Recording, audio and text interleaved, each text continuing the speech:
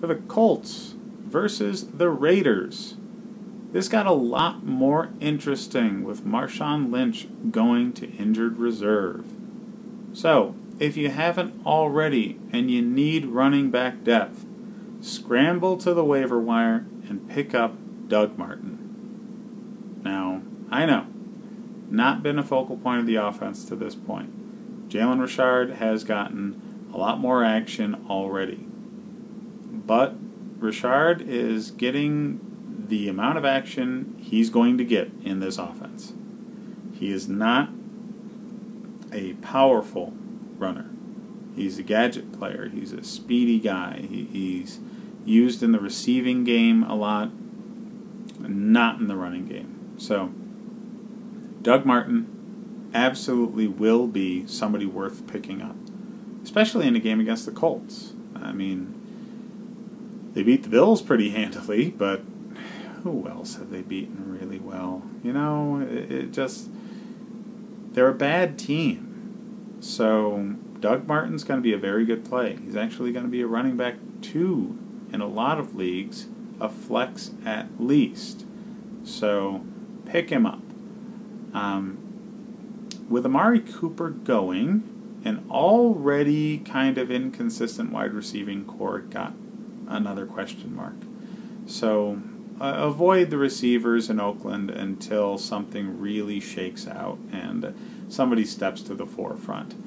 Nobody had Oakland receivers anyway, but, you know. Derek Carr is not going to be the greatest option until he really figures out this offense. I mean, a few weeks back I was all on the Derek Carr train, but he's not been consistent. He's not been that great. So, I'd avoid Derek Carr. Doug Martin, though. Pick him up. On the Colts side of things, T.Y. Hilton, as always, and Andrew Luck, as always. Luck throws the ball a lot to a lot of targets. Hilton's the most talented receiver he has. So even though he doesn't get an overloaded, unbalanced amount of targets like a lot of number ones out there in the league, he does more with the targets he gets than the other receivers on this team. So, Hilton's definitely going to be a number 1 wide receiver because he's going up against a terrible defense. And Luck's always going to be a number 1 quarterback. The guy throws the ball all over the field, so put him out there. For other wide receivers and tight ends, I mean, I don't know. Roberts came up well last week. He's not been a consistent part of the offense from injuries or just not being in the lineup, but he did good things last week, and you might want to take a flyer on him if you need something. But